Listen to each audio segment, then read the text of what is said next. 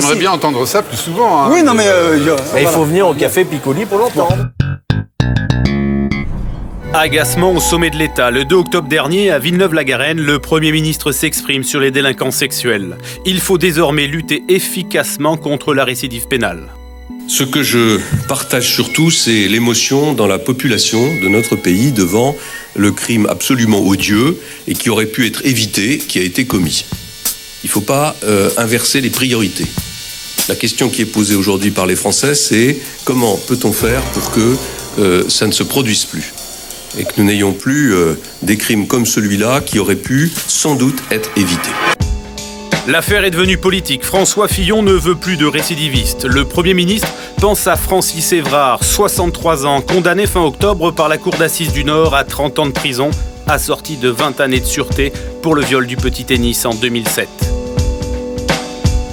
Évrard, l'homme symbole de la récidive. Il a passé 27 années de sa vie derrière les barreaux, plusieurs fois condamné en 1975, 1984 et 1987.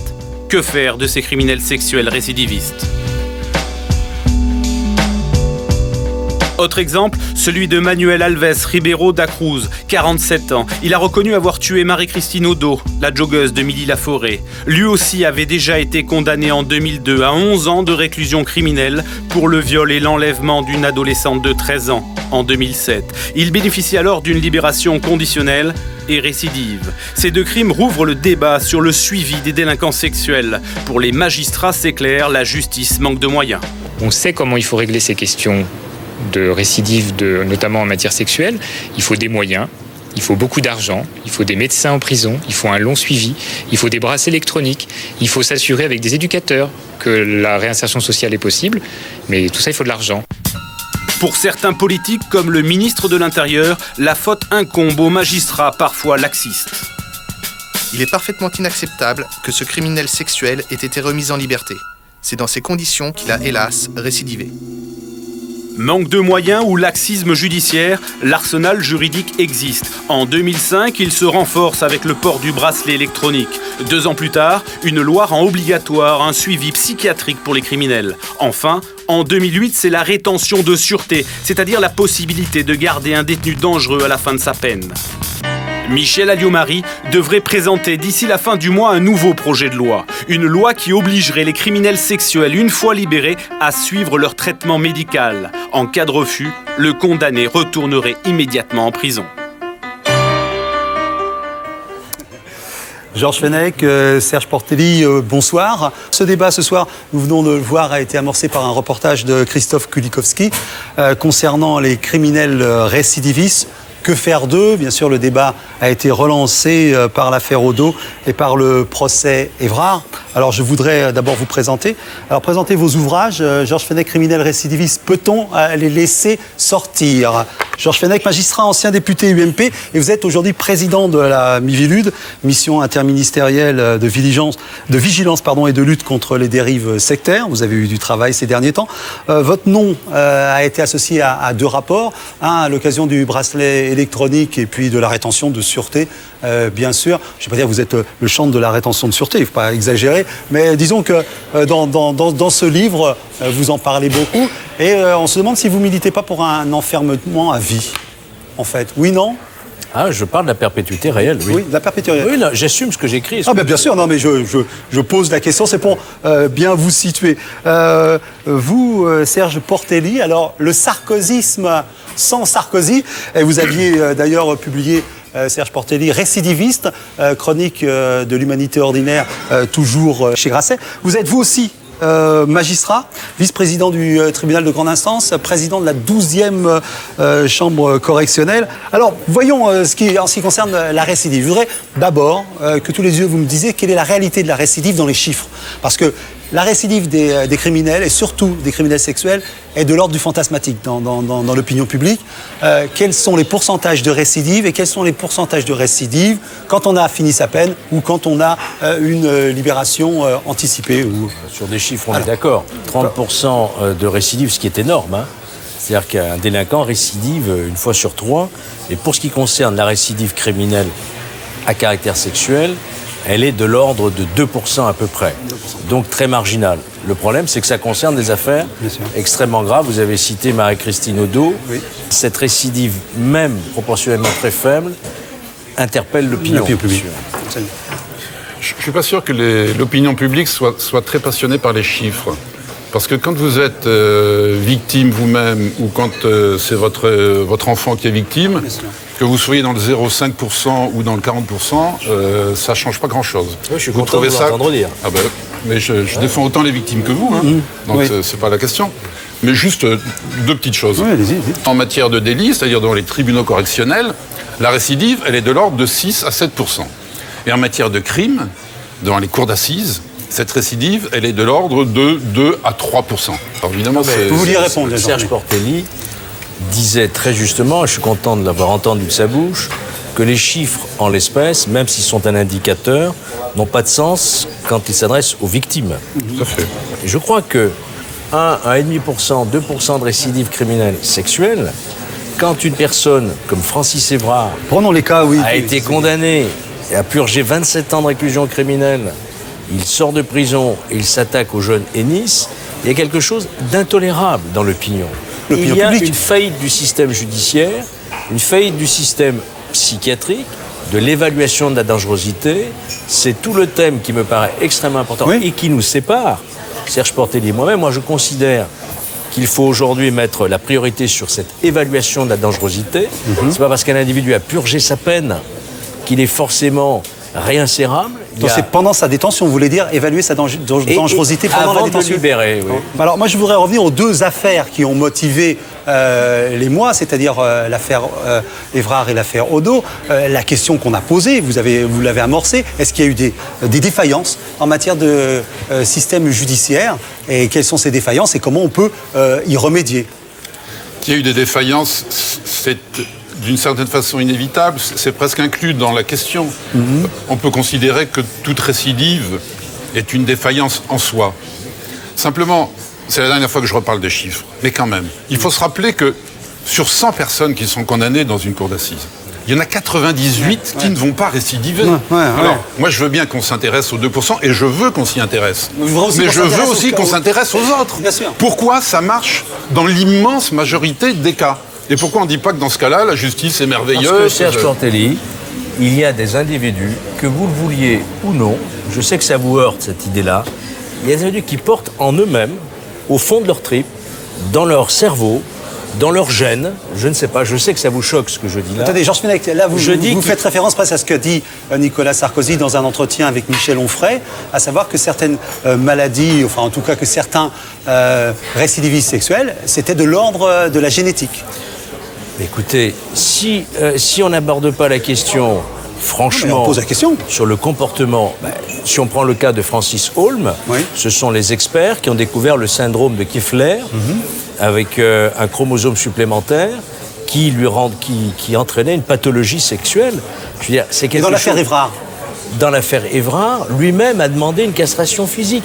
Il sait bien lui-même qu'il a des pulsions irrésistibles. Vous savez, c'est comme ça, c'est la nature humaine. Mais est-ce que la castration chimique ne suffit pas dans le cas d'Évrard? Apparemment, ça n'a pas suffi. Enfin, dans ce cas-là, en plus, on lui a administré du Viagra. Oui, quand même. Admettez, quand on parlait des... Quand on parle des dysfonctionnements, voilà un médecin qui examine quelqu'un qui va sortir après 27 ans de réclusion, qui ne connaît pas son dossier médical. On peut se demander pourquoi le secret médical... Mais comment c'est possible, ça? Mais parce que c'est notre loi, c'est ainsi. On a une culture du secret. Moi, je dis qu'il faut que le médecin de la prison sache à qui il a affaire. Il faut qu'il puisse avoir accès à son dossier médical. C'est pas le cas, ça? Ça aurait évité de prescrire du Viagra. Oui, enfin, ça me paraît sidérant. Je voudrais revenir quand même sur ce qu'a dit Georges Fenech tout à l'heure. On lui dit, il y a le gène de ci, il y a le gène de ça, il y a une pathologie. Là, effectivement, je ne suis pas du tout d'accord avec vous. Parce que ma conviction première, profonde et définitive, c'est qu'on est tous pareils. Vous, moi... On est des êtres humains. Francis Holm et les autres. Simplement, ce sont des gens qui, dans des conditions particulières, dans une vie particulière, dans une histoire singulière, deviennent des criminels. Pas forcément des récidivistes, d'ailleurs. Et ils doivent être traités comme tels. Parce que si vous partez effectivement de cette idée que c'est un gène, de cette idée... Je ne dis pas ça de manière exclusive, Attention, non, mais ne ramenez pas mon discours. Bon, d'accord. Attention. D'accord. Non, Mais vous dites... mais écoutez, vous allez le nuancer. On oublie. Vous dites qu'il y a quelque chose qui est quand même pas normal. Oui. Et vous dites souvent, d'ailleurs, dans vos propos... non, parce que vous dites plus que ça, et c'est un discours qui est repris par pas mal de gens dans la majorité, c'est que ce sont des monstres. Ce sont des gens qui ne sont pas comme nous. Ce sont des gens qui, pour des raisons, alors je dis pas génétiques, mais pour d'autres... Mais pourquoi je dis monstre? Attendez, pourquoi je dis monstre? Parce que leurs actes sont monstrueux. Comment voulez-vous qualifier l'éventrement, le viol, l'assassinat d'une petite fille de 6 ans? Est-ce que c'est pas un acte monstrueux? Mais Georges Fenech, qu'on dise des actes monstrueux, je suis d'accord. Vous voyez, c'est pour ça que mais qu'on dise des monstres, c'est tout à fait... Qui commet des actes monstrueux? Un homme, qui se comporte en monstre. C'est un homme. Donc, on parle de Michel Fourniret, par exemple. Michel Fourniret, c'était un bon père de famille. Vous dites ce sont des gens comme... Oui, c'était... L'environnement social, non. C'était un bon père de famille. Il était diplômé. Émile Louis, les disparus de Lyon, il était marié, il avait un travail. Et puis voilà des gens qui ont une double vie et dont on s'aperçoit qu'ils ont ce caractère. Je ne suis pas d'accord avec vous, mais enfin... Messieurs, non, parce que ça paraît comme une ligne de fracture et même qui peut, j'allais dire, conditionner les positions, à savoir le déterminisme ou pas le déterminisme. Oui, est-ce qu'on peut quand même considérer que c'est chez vous deux, une ligne de fracture? Mais c'est pas seulement ça, c'est les conséquences qui sont tirées de nos positions. Parce que moi je considère que la prison, c'est un endroit de punition, de sanction, qui est fait pour protéger la société, qui est fait pour faire évoluer le prisonnier, mais aussi c'est un endroit dont on doit nécessairement sortir. Je veux dire, c'est la finalité de la prison. Et moi, ce qui m'effraie dans votre livre, c'est précisément l'idée qu'il y a un certain nombre de personnes qui ne sortiront jamais de prison. Et ça, je parle pas simplement en mon nom, je parle un peu au nom des idées de la démocratie. C'est fondamentalement contraire aux principes fondamentaux du droit. Voilà. Un mot, qu'est-ce que c'est la démocratie en matière de justice? C'est quand un jury populaire prononce un verdict. Il a la légitimité, il est issu du tirage au sort. Ok? Ce jury dit réclusion criminelle à perpétuité. Et puis, on s'aperçoit ensuite que la perpétuité, ça veut dire quoi? Ça veut dire 15 ou 18 ans. Et que la personne va ressortir et va se retrouver dans les conditions de récidive. On a libéré, par exemple, Patrick Henry. On a libéré Patrick Henry, qui avait assassiné cet enfant. Eh bien, peu après sa libération, il commet un trafic de stupéfiants. Moi, je dis, quand on a une responsabilité comme la nôtre, qu'on soit magistrat, qu'on soit élu, on doit tenir compte de cette problématique. Alors, est-ce qu'on peut voir les solutions qui sont alternatives à la rétention? Enfin, pas alternatives, mais en tout cas, on a parlé du bracelet électronique, on a parlé d'autres solutions. Est-ce qu'il y a des solutions tout court possibles? Je pense que tout simplement, il faut mettre moins de gens en prison. On vient de voter il y a 2 ans une loi qui s'appelle la loi sur les peines planchées. C'est vous les incarcérés, vous êtes juge. Ah mais c'est vous qui les mettez en prison. Moi je suis dans ma chambre correctionnelle à Paris. Qu'est-ce que vous faites? Vous mettez en prison? Très peu, parce que j'applique une partie de la loi, même toute la loi. Toute la loi, j'espère. Oui. Mais il y a un paragraphe qui me plaît beaucoup. C'est celui qui ressort de la loi pénitentiaire qui vient d'être votée et qui dit que la prison doit être le dernier recours. Je suis d'accord. Et ça, c'est magnifique. Donc ça, je l'applique à la lettre et personne ne peut me le reprocher. Alors, on en est là lors de la surpopulation carcérale. Tout simplement parce qu'il y a une contradiction énorme dans la pratique et le discours actuel. D'un côté, on vous dit incarcérer autant que vous voulez. Et la loi sur les peines planchées, c'est ça. Mais si, la loi sur les peines planchées, c'est ça. C'est des 1 an, 2 ans, 3 ans, 4 ans de prison qui tombent quasi automatiquement, même si on a un petit peu... Voilà, mais pour des choses ridicules. Ce qui fait qu'en prison, et ça tous les parlementaires qui y vont le disent, tous les rapports depuis 10 ans vous le disent, il y a des gens qui n'ont rien à y faire. Voilà. Donc aujourd'hui, on a 60 000 détenus. À mon avis, on pourrait en avoir 40 000. Et la France serait en sécurité.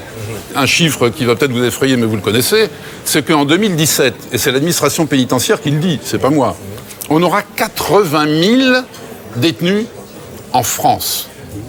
Si on ne veut pas avoir les 80 000 détenus, il faut faire quoi? C'est pas enfermer les gens. J'ai jamais dit ça. Ça serait dramatique de penser ça. C'est un effort sur l'éducation, sur la scolarisation. En amont, vous lire complètement. Mais bien sûr, l'important, c'est la prévention, c'est l'égalité des chances. C'est tout ça, je suis entièrement d'accord, il faut mettre l'accent là-dessus. Et c'est quand tout a échoué, malheureusement, qu'il faut prévoir des mesures de sécurité. Vous comprenez? Donc, ne pensez pas qu'il puisse y avoir des gens qui, d'un côté, ne rêvent que d'enfermer. Ça serait dramatique. Alors, si j'ai fait cette mesure du bracelet électronique, avec mes collègues, je ne suis pas le seul, il y en a d'autres, c'est parce que je suis persuadé qu'il faut tout faire pour éviter l'enfermement. D'accord, alors... J'aimerais bien entendre ça plus souvent. Hein. Oui, non, mais... Il faut venir au Café Piccoli pour l'entendre. Non, mais moi je vais à l'Assemblée nationale. Est-ce qu'il aurait fallu mettre un bracelet à Évrard? Mais bien sûr, à la sortie de prison, imaginez qu'il aurait été porteur de son bracelet.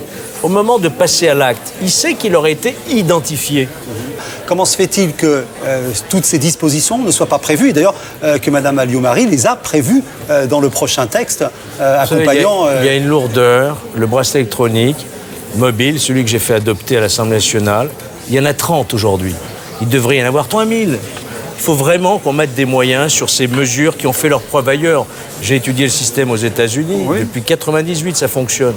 Donc... Non, mais moi, je suis d'accord avec ce que vous dites sur les moyens techniques. C'est vrai. Le bracelet électronique, c'est bien. Pourquoi pas, d'ailleurs, dans certains cas, le traitement hormonal qu'on appelle à tort castration chimique, tout ça. Mais ça, c'est de la technique. Le problème, c'est au départ, est-ce qu'on peut, et c'est vraiment fondamental, dire de quelqu'un, quel qu'il soit, qu'il est particulièrement dangereux. C'est le terme qui a été employé dans votre loi sur la rétention de sûreté. À partir de quoi on peut le dire? Alors vous nous dites, eh bien, il y a un certain nombre de pays, le Canada ou d'autres, où il y a des systèmes qui existent. Mais c'est quoi ces systèmes? C'est effectivement des grilles qui existent, que je connais bien, parce que j'ai participé moi aussi à des grilles d'évaluation. Des grilles d'évaluation. Où on nous dit, ben voilà, il y a 40 items, enfin il y a 40 critères, et puis on attribue un chiffre à chaque fois, et quand ça dépasse 30, 40, ça y est, pof. Non, ne caricaturez pas. Attendez, mais si, moi je ne suis pas caricaturé. Tous les deux, je vous posais la question. À ce point du débat et en conclusion, comment répondez-vous à cette question? Que fait-on des récidivistes? C'est la question qui est posée. Moi, j'aimerais, comme Serge Portelli, croire que l'homme est fondamentalement bon, même quand il a commis des actes graves et qui peut être réamendé. Malheureusement, la réalité professionnelle m'a appris qu'il y a des gens qui sont quasiment irrécupérables, qu'il ne faut pas les maltraiter, mais il faut les empêcher de récidiver. Et que pour une poignée de ces gens-là, c'est peut-être une cinquantaine d'individus en France, au maximum, eh bien il faut les mettre à l'écart de la société, en respectant leur dignité d'homme, mais en empêchant la récidive de pouvoir se commettre. C'est tout ce qui nous distingue. On va voir dans la conclusion de Serge Portelli. Montaigne disait que tout homme porte en lui la forme entière de la condition humaine. Donc, je ne pense pas que l'homme soit bon, je ne pense pas que l'homme soit mauvais, je pense que chaque homme a du bon et du mauvais. Et mon métier, ma vie, ma foi, c'est de ne jamais désespérer de quiconque, fût-il un homme qui commet des actes monstrueux. C'est un acte de foi. Voilà, je crois, mais c'est un acte de foi. Vous avez fait tous les deux, mais bien sûr, c'est une profession de foi. En tout cas, je rappelle vos deux ouvrages. Chacun va se faire une idée. On voit bien qu'il y a quand même cette question est sensible. Elle est quasiment une ligne de fracture. Elle peut être une ligne de fracture dans la société française. Et je pense que c'est important d'éclairer son point de vue à travers vos ouvrages. Georges Fenech, criminel récidiviste. Peut-on les laisser sortir? C'est à l'archipel. Serge Portelli, le sarkozysme sans Sarkozy, c'est chez Grasset. J'espère, messieurs, que parmi toutes ces lois de circonstances, je n'aurai pas à vous réinviter dans 1 an ou 2. C'est raté d'avance. Hein.